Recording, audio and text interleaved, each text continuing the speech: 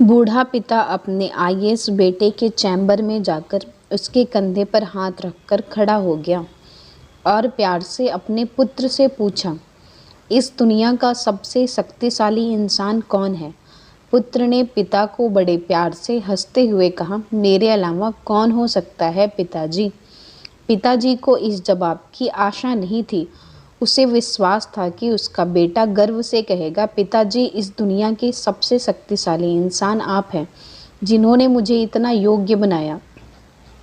उनकी आंखें छलछला आईं। वो चैम्बर के गेट को खोलकर बाहर निकलने लगे। उन्होंने एक बार पीछे मुड़कर पुनः बेटे से पूछा, एक बार फिर बताओ, इस दुनिया का सबसे शक्तिशाली इंसान कौन है?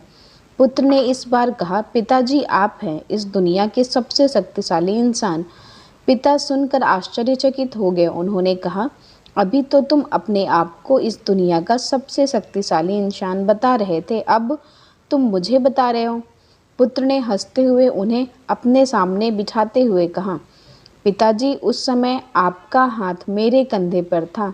जिस पुत्र के कंधे पर या सिर पर पिता का हाथ हो, वो पुत्र तो दुनिया का सबसे शक्तिशाली इंसान ही होगा ना। बोलिए पिताजी। पिताजी की आंखें भर आई। उन्होंने अपने पुत्र को कस के अपने गले लगा लिया। जो पिता के पैरों को छूता है वो कभी गरीब नहीं होता, और जो माँ के पैरों को छूता है वो कभी बदनसीब नहीं होता। जो भाई के पैरों को छूता है वो कभी गमगीन नहीं होता, और जो बहन के पैरों को छूता है वो कभी चरित्रहीन नहीं होता।